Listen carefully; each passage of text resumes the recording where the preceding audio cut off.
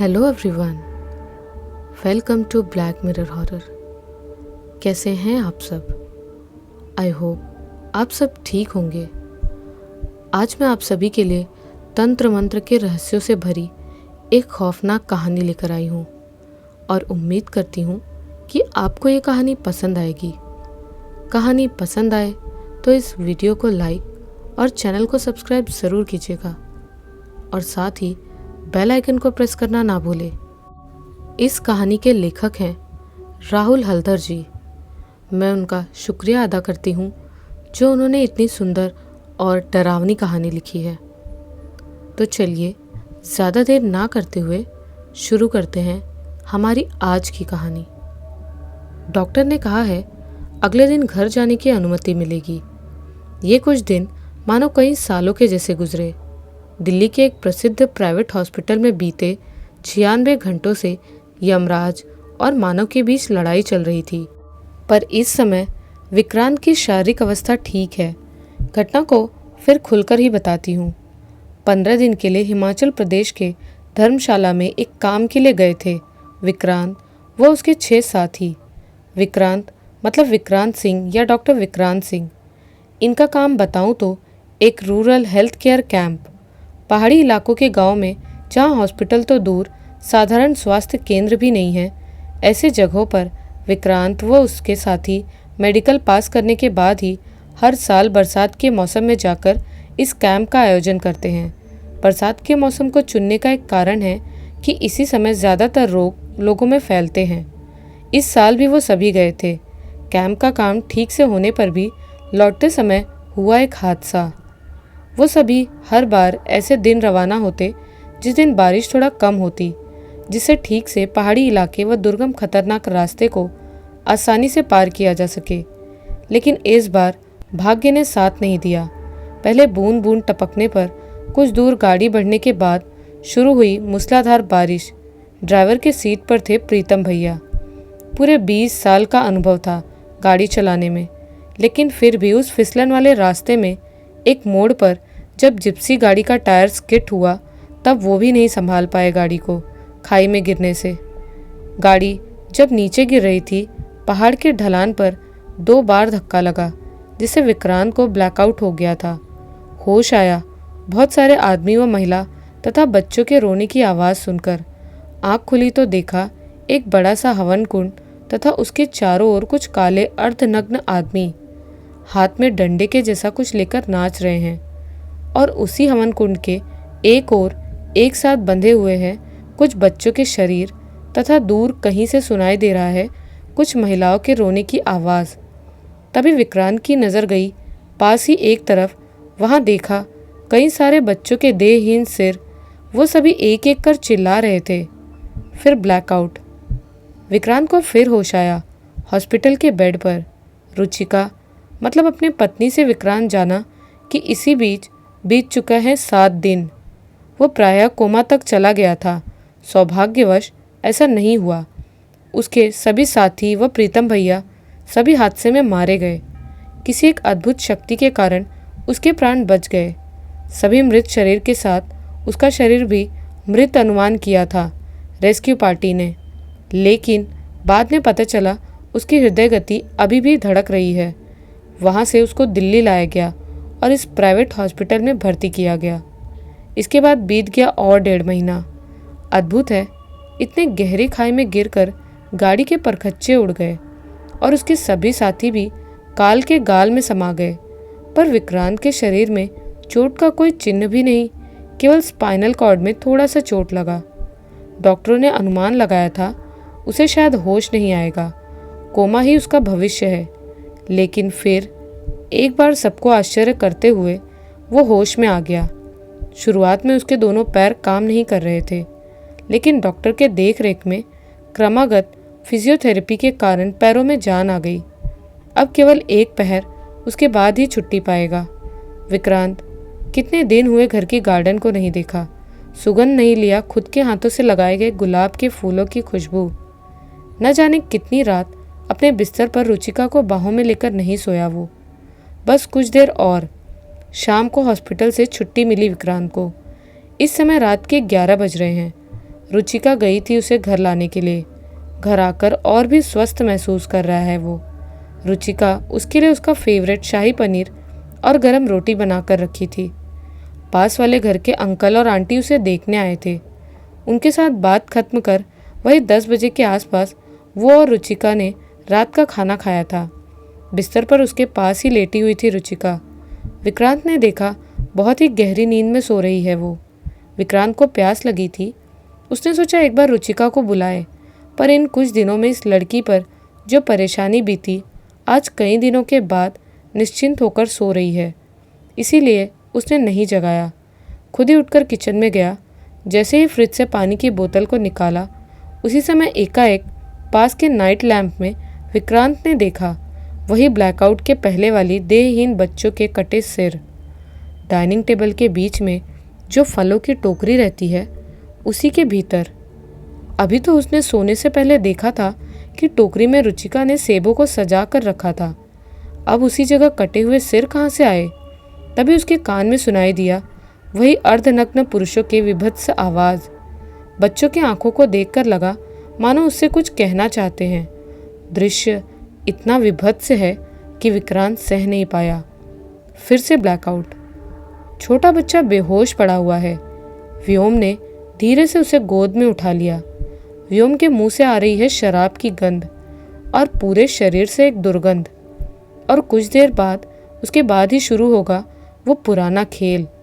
जंगल की एक तरफ ऐसी भी एक गुफा है, बहुतों को ये नहीं पता। वैसे भी गांव में कितने लोग रहते हैं। आज है अमावस्या।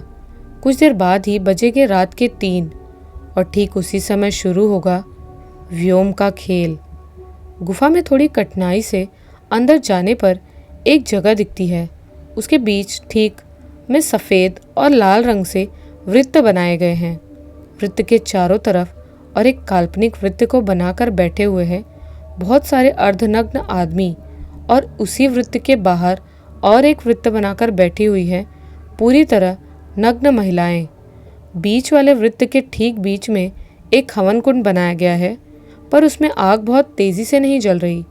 उसी आग ने इस गुफा में एक प्रकाश रूपी परिवेश उत्पन्न किया है।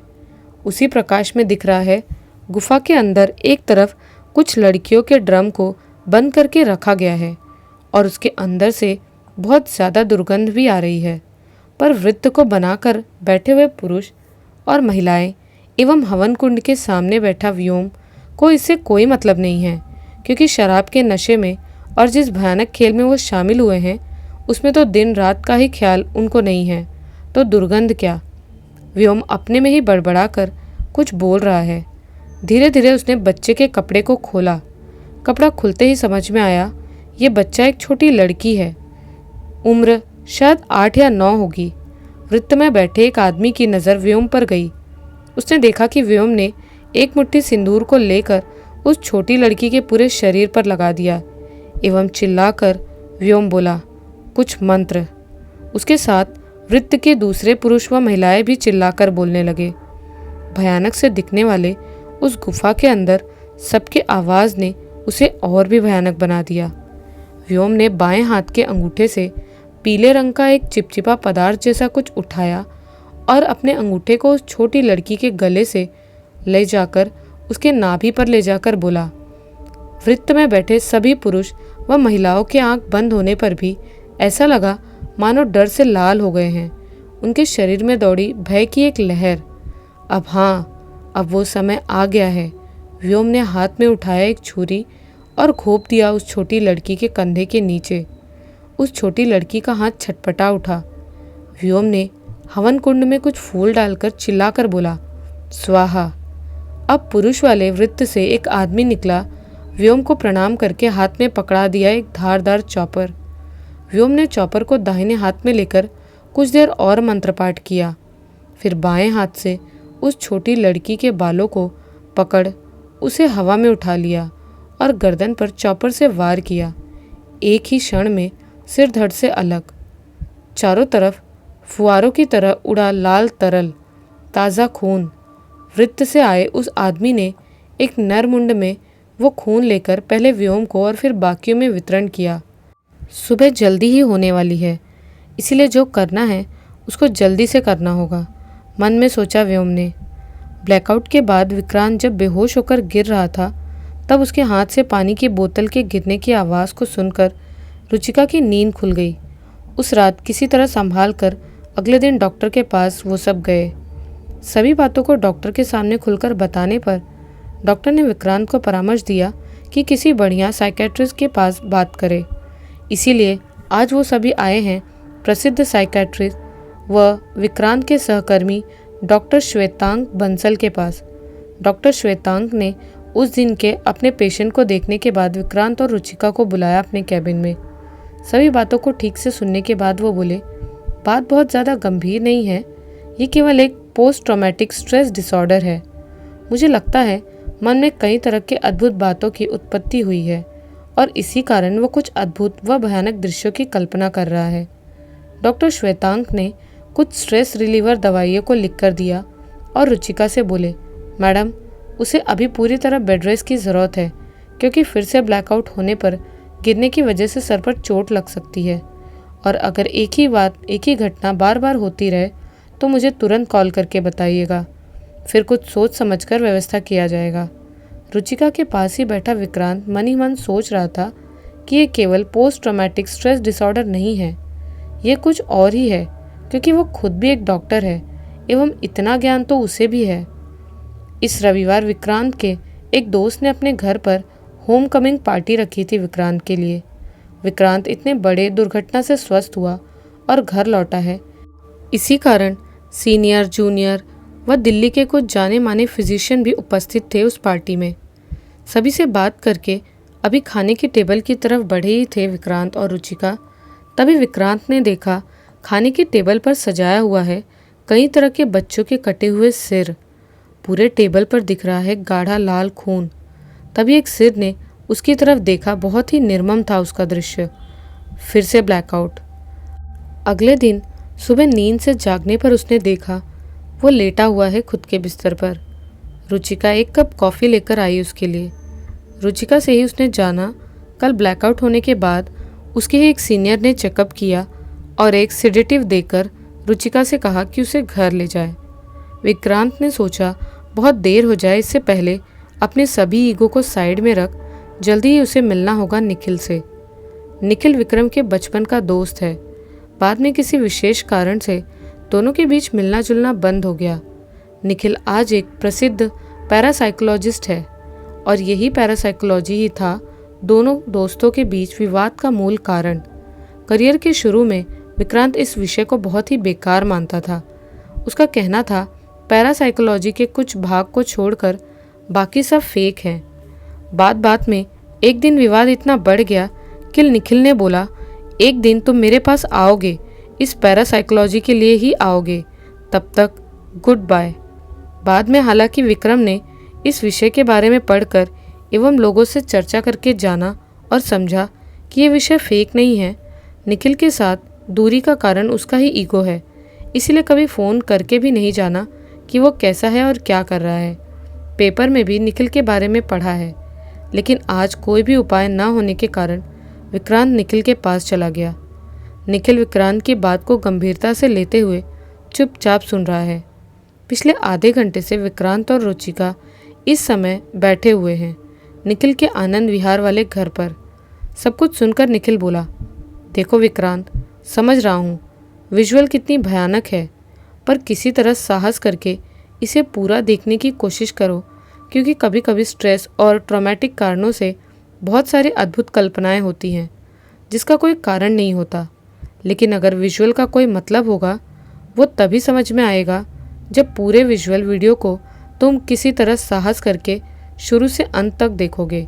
फिर हम इस विषय में अच्छे से बात कर सकते हैं। इसके बाद 15 दिन और कट गए। सब कुछ अद्भुत तरीके से ठीक हो गया है। विक्रांत और वो सब विजुअल नहीं देखता।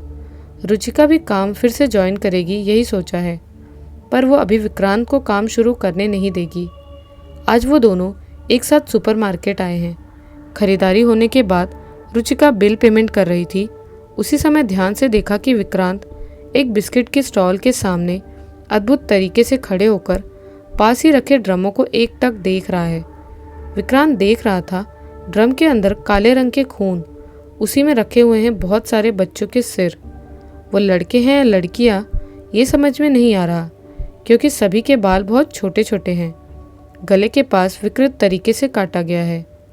ये विभत्सता और एक बार विक्रम को अपने आगोश में ले लेती, इससे पहले ही उसे याद आ गया निखिल की बात। पर फिर भी विक्रांत ज़्यादा देर तक उस तरफ देख नहीं पा रहा था, लेकिन ज़बरदस्ती आंखों को खोले रहा। विक्रांत ने देखा देहहीन उन सिरों में आंख नहीं है, वो उखाड़ लिए गए हैं।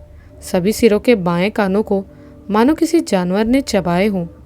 विक्रांत इस दृश्य को और ज़्यादा देर सहन न कर जैसे ही उसने अपने सिर को दूसरी तरफ घुमाया, उसने देखा सुपरमार्केट का ये परिवेश बदल गया है और वहाँ पर शहर के व्यस्त रास्ते बदलकर एकाएक हो गए हैं कोहरे से घिरे पहाड़ों की ढलान। और उसी ढलान में खड़ी है 8-9 साल की एक छोटी सी लड़की। इशारों से वो विक्रांत को अपने पास बुला रही है। धीरे धीरे फिर सब कुछ अंधेरे में बदल गया। रुचिका ने देखा धीरे धीरे लड़खड़ा रहा है विक्रांत। बीते कल पहाड़ों पर फिर एक बच्चे का सिर कटा शरीर मिला है। इसी को लेकर पार्टी के द्वारा एक मोर्चा निकाला गया है और इस मोर्चा के रैली में साथ थे पहाड़ों के पार्टी के प्रधान चेहरा जयचंद कश्यप। वो थोड़ा लंगड़ा कर चलते हैं, एकदम सफ़ेद शरीर का रंग, ठीक ठाक लंबे, बहुत ही छोटे उम्र से पार्टी के साथ है। अब उनकी उम्र यही कुछ 42 साल। जयचंद कश्यप के नाम से सभी यहाँ डरते हैं और अच्छे से रहते हैं। इस घटना से पहाड़ के गांव के साथ साथ टाउन के लोगों के बीच भी डर फैल गया है। जयचंद कश्यप ने इस बात को लेकर शिमला में पार्टी के दूसरे बड़े नेताओं से भी बात किया है। एसपी के साथ भी बीते 3 महीने में इसे लेकर 7 लड़कियों के शरीर मिले हैं और एक में भी सिर नहीं है। अभी तक पुलिस कुछ भी नहीं कर पा रही और पार्टी के लोग भी कुछ नहीं कर पा रहे हैं। लोगों को जवाब देते हुए जयचंद जी थक गए हैं। सामने ही चुनाव है, इसलिए जो भी हो कुछ तो जल्दी ही करना होगा। लोकल लोग कह रहे हैं ये किसी तंत्र मंत्र की बात है। एसपी का भी यही मत है, लेकिन जयचंद जी कह रहे हैं ये किसी दूसरे अपराधी का काम है और पहाड़ी लोगों को भयभीत करने का भी एजेंडा हो सकता है। उन्होंने अवश्य ही पार्टी के सुप्रीमो के पास इस बात को जल्दी ही इन्वेस्टिगेशन के लिए बात भी किया है। इससे ज़्यादा वो कर भी क्या सकते हैं। पार्टी के काम के अलावा जयचंद कश्यप का एक ट्रैवलिंग एजेंसी भी है और पहाड़ के बाकी सभी ट्रैवलिंग एजेंसी में उनका ही सबसे अच्छा और प्रसिद्ध है। इसका कारण उनका पार्टी इन्फ्लुएंस तथा अपनी पकड़ भी है। इस मोर्चा के अंत होने के समय उनके पास एक फ़ोन आया।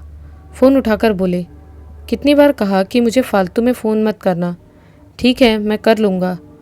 फिर फ़ोन के उधर से कुछ सुनकर जयचंद जी के माथे पर बूंद बूंद पसीना निकल आए।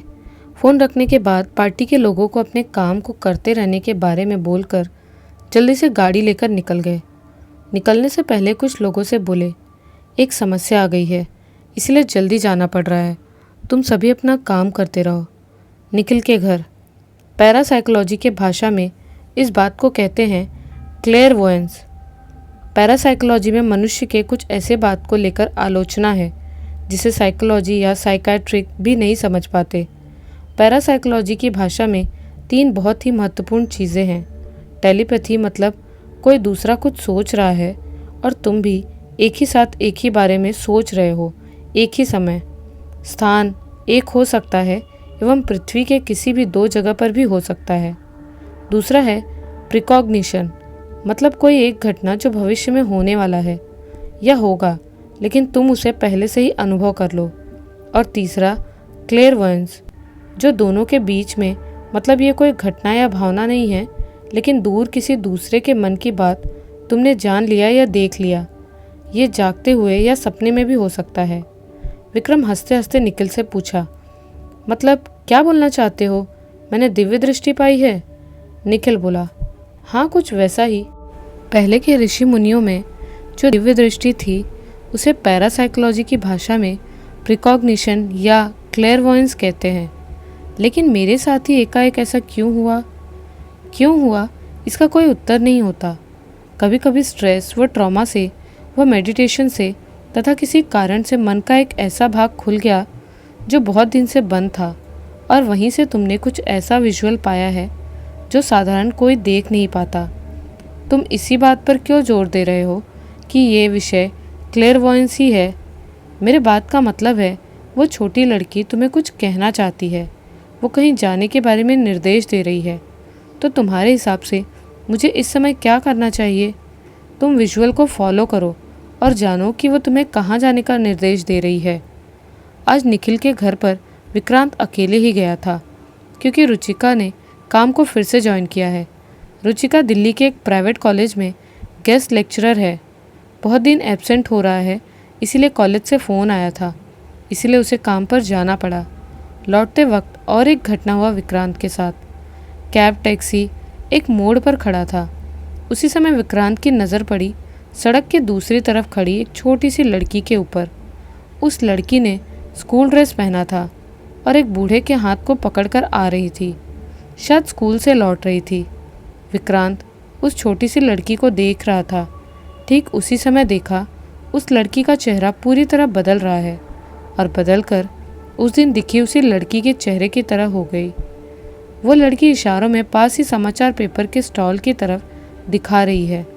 विक्रांत देर न करते हुए कैब से उतर जल्दी से सड़क के दूसरी तरफ पेपर स्टॉल पर पहुंच गया। पागलों की तरह दौड़ते हुए डिवाइडर से फंसकर उसकी जीन्स भी थोड़ी सी फट गई। ये देख एक ऑटो वाला गुस्से में गाली दिया, पर विक्रांत ने उधर देखा भी नहीं क्योंकि उसका सारा ध्यान चला गया है दैनिक पेपर के फ्रंट पेज पर, जिसके हेडलाइन पर लिखा है पहाड़ पर बच्चों के सिरहीन शरीर। विक्रांत को लगा कि वहाँ जिस बॉडी को छापा गया है इसे उसने कहीं देखा है। उस बॉडी के बाएं हाथ में कोहनी के ठीक नीचे एक बड़ा सा काला चिन्ह है, बर्थ मार्क। पीछे मुड़कर देखा, कैब वाला अभी भी खड़ा था। वो जाकर फिर बैठ गया। मयूर विहार अपने घर के सामने उतरते वक्त पूरी बात उसे समझ में आ गई और कारण वो समझ गया है कि क्यों इस बॉडी को वो इतनी अच्छी तरह पहचान रहा है। पास ही भास्कर काका के छत पर विक्रांत ने फिर देखा उस लड़की को और देखा उसके बाएं हाथ के कोहनी के नीचे वही जन्म चिन्ह। शाम को रुचिका ने घर लौटकर देखा विक्रांत छत पर लगी फूलों को एकटक देख रहा है। रुचिका घर के डुप्लीकेट चाबी से घर में आई थी, इसलिए विक्रांत नहीं जानता। रुचिका आकर पीछे से उसके सिर को सहलाकर बोली, गुड इवनिंग विक्रांत, आज शरीर ठीक है ना? तुम गए थे आज निखिल भैया के पास? विक्रांत ने पूरी बात सुबह से जो कुछ भी हुआ है सब कुछ रुचिका को खुलकर बताया। उस टाइम रुचिका ने कुछ नहीं कहा। फिर रात के खाने के बाद बिस्तर पर लेटे हुए पहली बात बोली रुचिका, अच्छा तुम क्या सोच रहे हो? क्या बात हो सकती है? विक्रांत बोला, अगर निखिल की बात को मान लूँ तो वो छोटी लड़की मुझसे कुछ मदद चाहती है। उस पेपर के सिरहीन शरीर वाली क्या बात है वो नहीं समझ पा रहा हूँ। इतने सारे सिरहीन शरीर मिले हैं जिससे पूरा नॉर्थ परेशान है। इस घटना में कोई लिंक है, पर पूरी बात क्या हो सकती है यही नहीं समझ आ रहा। अच्छा रुचिका, तुम्हें क्या लगता है ये कोई धार्मिक प्रक्रिया का काम है या कोई आपराधिक काम भी हो सकता है? तुमने तो एंथ्रोपोलॉजी विषय के बारे में पढ़ा है, उसमें इसके बारे में कुछ उल्लेख किया गया है? हाँ, उल्लेख है। सिर काट लेना व हेड हंटिंग दुनिया में बहुत प्राचीन काल से है। अमेरिका के चिंचिपे, मोरोना, पस्ताजा जाति, पापुआ के कई जनजाति और भारत के मिजोरम और नागालैंड में भी ये प्रचलन था। कहीं कहीं ये अपने शक्ति का प्रदर्शन तो कहीं भगवान से संपर्क का पथ, और कहीं कहीं ये हेड हंटिंग विशेष दैवीय शक्ति के साधना के लिए होता है। पर वर्तमान में ये सब पूरी दुनिया में नहीं है। विषय को पूरी तरह से जानने के लिए मुझे एक बार फिर पहाड़ पर जाना पड़ेगा, पर ठीक कहाँ जाऊँ यही नहीं समझ आ रहा। पर इस अवस्था में अकेले तुम पहाड़ पर कैसे जाओगे? जाना तो मुझे होगा, क्योंकि अगर ऐसा ही रहा तो मैं पागल हो जाऊंगा। सोचा है धर्मशाला में जिन जगहों पर मृत शरीर मिले हैं वहाँ पर जाऊंगा। तुम देखो किसी तरह अगर छुट्टी ले पाओ। जानती हो जिनके साथ पहाड़ पर जाता था वो तो अब नहीं रहे। तुम अगर साथ रहती तो अच्छा होता। पहाड़ों पर क्या रहस्य है जो मुझे प्रति सेकंड बुला रहा है, ये जानना ही होगा। अंत में सीधे धर्मशाला। सही कहे तो विक्रांत भी ऐसा ही कुछ चाहता था। वो सभी इस समय धर्मशाला के होटल में बैठे हुए हैं। वो तीनों मतलब विक्रांत, रुचिका और निखिल। पहले रुचिका को छुट्टी लेने में कुछ दिक्कत हुई, पर बाद में किसी तरह मैनेज कर लिया और निखिल ने उनके पूरे प्लान को सुनकर कहा था वो भी आ जाएगा। आने से पहले रुचिका ने बात कर लिया है जयचंद कश्यप के साथ। जयचंद जी रुचिका की कॉलेज सहेली रूपा दीदी के रिश्तेदार हैं। रुचिका पहाड़ पर जा रही है, ये सुनकर रूपा दी ने ही कहा कि उनके साथ मिलने के लिए। पहाड़ के जाने माने आदमी हैं वो, किसी भी काम में सहायता कर सकते हैं। लेकिन उन्होंने जयचंद जी को असली बात खुलकर नहीं बताई है, केवल यही बताया है कि वो सभी पहाड़ों पर घूमने जा रहे हैं। इस होटल में ठहरने के लिए उन्होंने ही कहा है। जयचंद जी शायद कुछ ही देर में चले आएंगे उनके साथ मिलने। व्यस्त आदमी हैं, इसीलिए शायद समय लग रहा है। कुछ देर पहले ही होटल के स्टाफ ने आकर 3 कप कॉफ़ी और बिस्किट दे गए। कॉफ़ी ख़त्म कर निखिल बोला, मैं बाहर घूम कर आता हूँ, तुम थोड़ा तब तक रोमांस करो। यही बोलकर वो अपने रूम में चला गया। करीब 1 घंटा बाद जयचंद जी आए। विक्रांत निखिल को बुलाने के लिए जैसे ही रूम से निकला, फिर से वही छोटी लड़की खड़ी है, कॉरिडोर के एकदम बाहर की तरफ। 2 दिन पहले गुफा में व्योम गुस्से में है, क्योंकि उसने जो कहा था वो पारस में अभी तक नहीं किया। व्योम गुस्से में बोला, पारस को कितनी बार कहा, फिर भी अभी तक कोई खोज नहीं। 3 दिन बाद ही अमावस्या है, उस दिन अगर कुछ न किया गया तो इतनी मेहनत व्यर्थ चली जाएगी। ये कुछ भी काम नहीं कर सकते क्या? क्या जानते हैं ये हमारे प्राचीन विद्या के बारे में? अगर वो काम नहीं कर पाया तो दूसरे किसी लड़के को लगाना होगा। बैठे बैठे यही सब बड़बड़ा रहा था व्योम, लेकिन वो एक बात नहीं समझ पा रहा था कि इतने बड़े लाभ को पारस गंभीरता से क्यों नहीं ले रहा था। कल कॉरिडोर में उस छोटी लड़की को देखने के बाद विक्रांत का मन बहुत चिंतित है। कॉरिडोर के एक तरफ निखिल का रूम है और दोनों तरफ दीवार। केवल निखिल के रूम के सामने एक खिड़की है जिससे दूर के पहाड़ और जंगल दिखते हैं। वो छोटी लड़की निखिल के दरवाजे के बाहर खड़ी होकर खिड़की की तरफ इशारा करके उसे कुछ दिखा रही थी। विक्रांत पहली बार साहस करके उधर 2 कदम बढ़ाया, तुरंत ही वो छोटी लड़की गायब हो गई। विक्रांत ने जल्दी से जाकर उस खिड़की से बाहर देखा। पहाड़ और जंगल के सिवा और कुछ भी नहीं दिख रहा था। क्या दिखा रही थी वो छोटी लड़की? निखिल के दरवाजे को खटखटाते ही वो भी बाहर निकला, पर विक्रांत ने उस समय उसे कुछ नहीं बताया। दोनों ने विक्रांत के रूम में आकर देखा जयचंद जी और रुचिका कहाँ कैसे घूमा जाए, इसी बारे में बातचीत कर रहे हैं। कुछ देर बातों के बाद विक्रांत ने जयचंद जी से पूछा कॉरिडोर की खिड़की से जो पहाड़ दिख रहा है उसके बारे में। इस बात को सुनकर जयचंद जी अद्भुत सा चेहरा बनाकर बोले, नहीं, वहाँ पर तो घूमने लायक कुछ भी नहीं है, केवल लोकल एक पहाड़ी गांव है। आप सभी आकर इधर उधर घूमना चाहें तो तुम्हें बता सकता हूँ, लेकिन पहाड़ों पर ट्रैकिंग के बारे में मुझसे कोई हेल्प नहीं पा सकते आप। विक्रांत समझ नहीं पा रहा था कि एकाएक जयचंद जी ने ऐसा रिएक्ट क्यों किया। वो बोला, नहीं, वहाँ जाना नहीं, मैं केवल उस जगह को नाम से जानना चाहता था। जयचंद जी बोले, उस जगह का नाम झिक्कर फॉरेस्ट है। और कुछ देर इधर उधर की बात करके जयचंद जी चले गए। उनके जाने के बाद विक्रांत ने रुचिका और निखिल को कुछ देर पहले की बात को बताया और कहा उस झिक्कर फॉरेस्ट में जाना ज़रूरी है।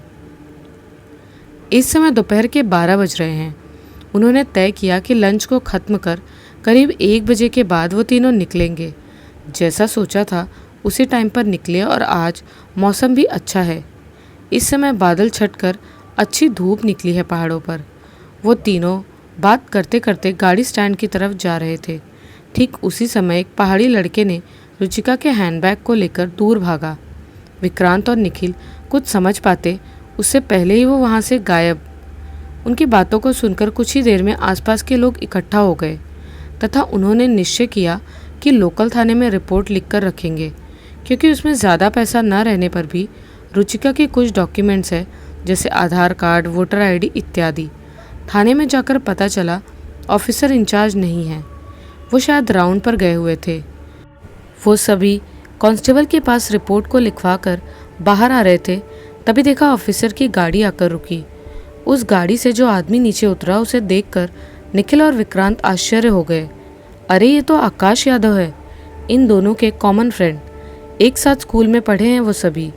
आकाश ने अपने रूम में लाकर बिठाया और फिर उनके यहाँ घूमने और हैंडबैग चोरी के बारे में सुना और फिर बोला, ठीक है, चिंता मत करो, ये दिल्ली तो है नहीं, छोटी सी जगह है, उसके ऊपर तुम सब मेरे स्पेशल गेस्ट। मैं आदमी लगाता हूँ, 2-1 दिन में शायद डॉक्यूमेंट्स मिल जाए। विक्रांत बोला, तुम्हें और एक बात बतानी है। हम यहाँ पहाड़ पर क्यों घूमने के लिए आए हैं, शायद तुम्हारी हेल्प भी लगेगी। तुम्हें सब कुछ बताऊँगा, पर यहाँ नहीं, तुम हमारे होटल आओ। क्या बात हो सकती है, कुछ हिंट तो दो। नहीं, यहाँ पर नहीं, तुम आओ, तुम्हें सब कुछ बताऊँगा। यही बोलकर विक्रांत और सभी जाने के लिए खड़े हो गए। आकाश ने पीछे से कहा, इस समय तुम सब होटल जाओ, शाम हो ही गया है, करीब 1-2 घंटे बाद मैं तुम्हारे होटल आता हूँ। 5:30 बजे के आसपास आकाश उनके होटल में आया। साथ में कॉफ़ी पीने के बाद विक्रांत ने उसे पूरी बात बताई। सब कुछ सुनकर आकाश बोला, देखो, ये पैरासाइकोलॉजी मेरे दिमाग के समझ से बाहर है। मेरा काम है चोर व अपराधियों को पकड़ना। इन मौतों के कारण पहाड़ के लोग बहुत ही गुस्से में हैं, इसलिए मेरा सजेशन है अकेले कहीं मत जाना। बताना, मैं कुछ फोर्स लेकर भी जा सकता हूँ। विक्रांत बोला, शायद फोर्स लेने की ज़रूरत है। ऐसा तो मुझे नहीं लगता, क्योंकि बात क्या है ये तो मैं ही नहीं जानता हूँ। अगर कल तुम खाली हो तो हम झिक्कर फॉरेस्ट को देख कर आते हैं। और भी कुछ देर बात करने के बाद विक्रांत रुचिका और निखिल से विदाई लेकर आकाश चला गया और जाते समय बोला, ठीक है, तो कल सुबह 9 बजे मैं अपनी गाड़ी को लेकर आ जाऊंगा गुफा में।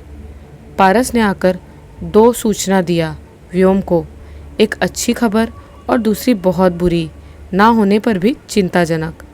पहला है, और एक 9 साल की लड़की का जुगाड़ हो गया है, और दूसरा है, शहर से आए जिन 3 लोगों पर उसे नज़र रखने के लिए कहा गया था, वो तीनों आज थाने में गए थे और उस थाने का ऑफिसर उनका परिचित है, और वो ऑफिसर भी शाम को उनके होटल में गया था।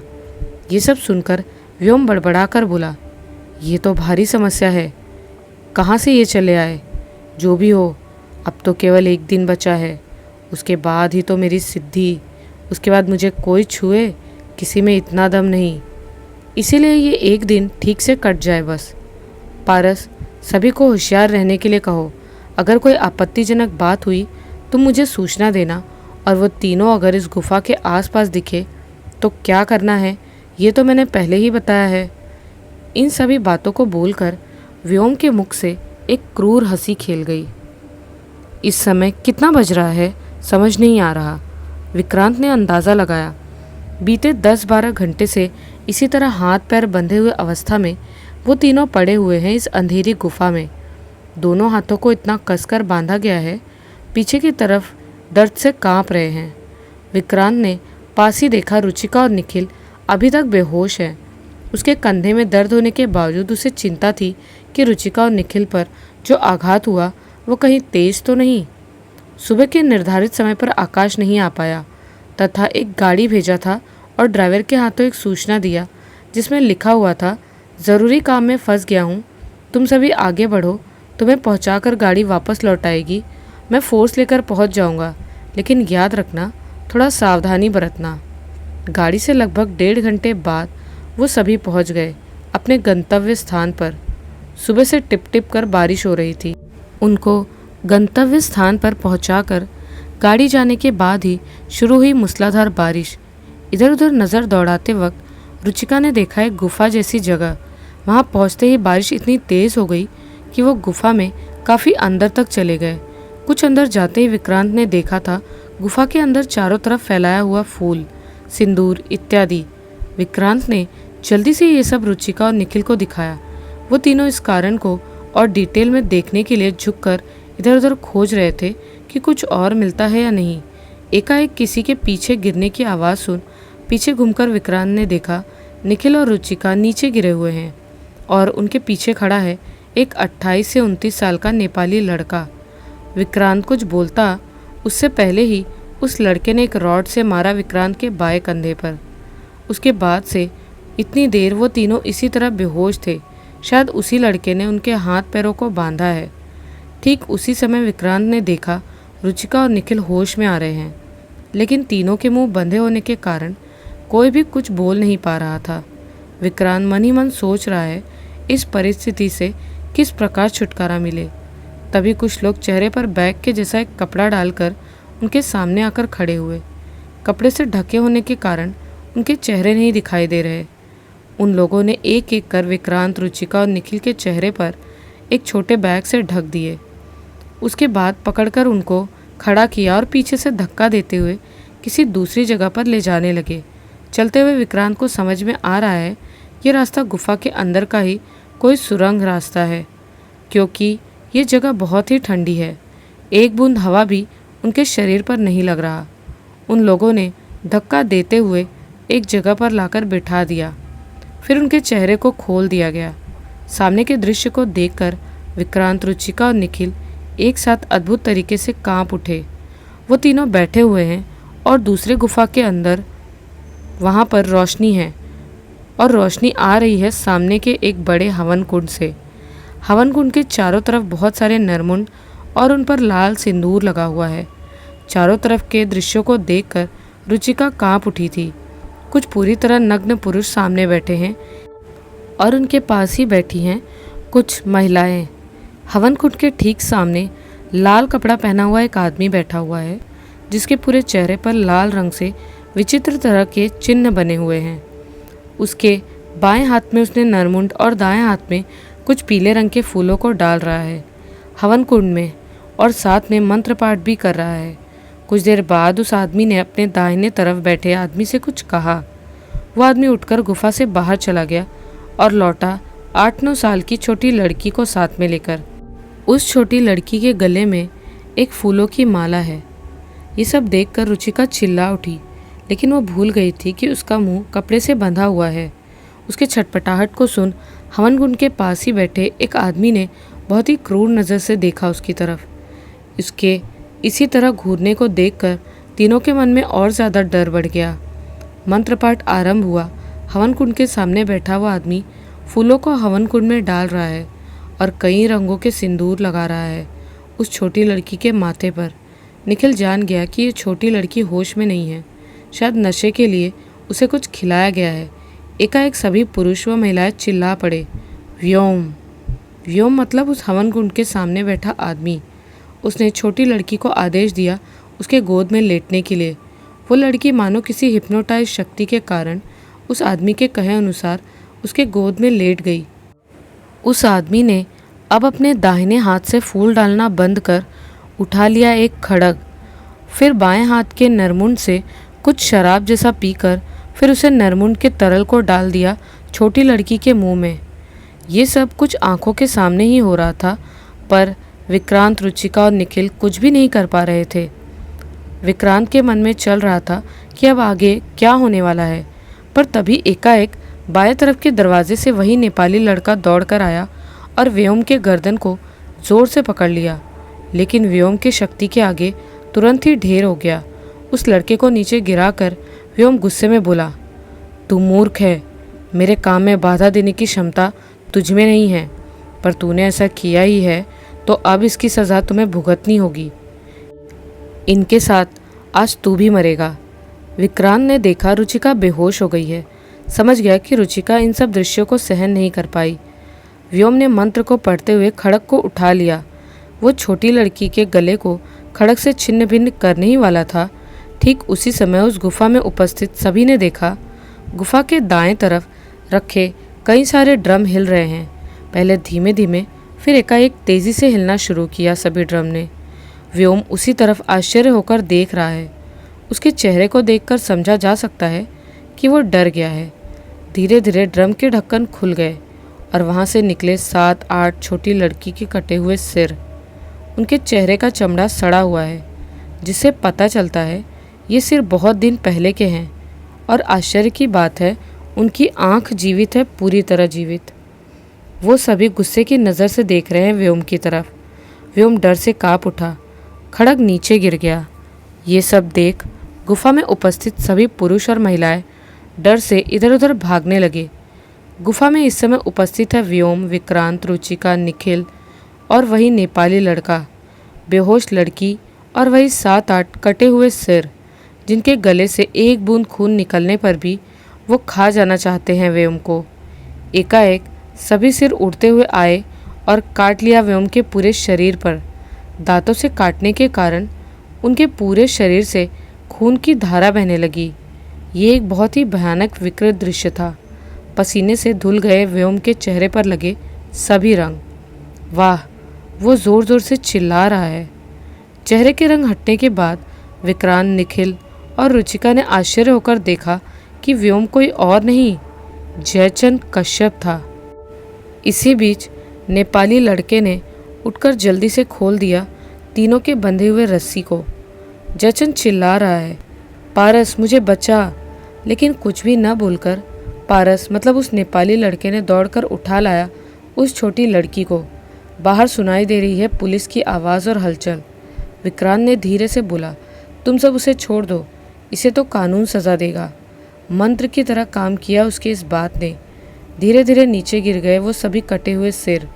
नीचे गिरने के ठीक पहले उन छोटी लड़कियों की आंखों की तरफ नज़र गया था विक्रांत का, और उन आंखों में था असीम कृतज्ञता, मानो वो धन्यवाद कर रहे हों।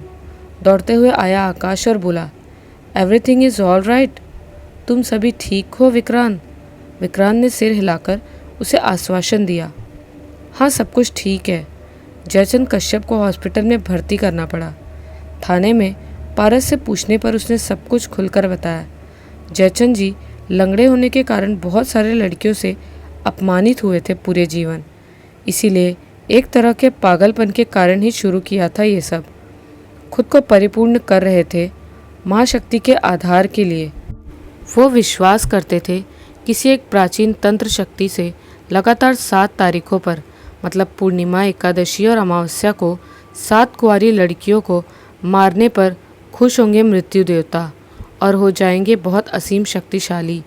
मैं ही इन लड़कियों को खोज कर लाता था, बदले में मुझे भी बहुत शक्तिशाली बनाने का वादा किया था।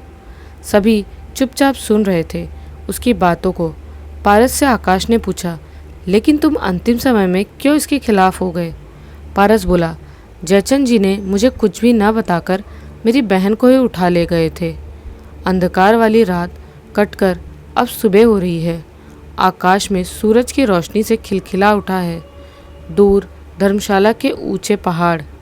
थाने के बाहर खड़े होकर चाय पीते हुए विक्रांत सोच रहा था, मनुष्य का मन भी अगर उस चोटी की तरह ऊंचा होता और इतना सफ़ेद होता तो यह धरती भी शायद कुछ अलग तरह की होती। कैसी लगी ये कहानी हमें कमेंट्स में ज़रूर बताइए, और वीडियो पसंद आई हो तो इसको लाइक और ज़्यादा से ज़्यादा शेयर कीजिए। मिलती हूँ आपसे एक नए वीडियो में, तब तक के लिए बाय एंड टेक केयर।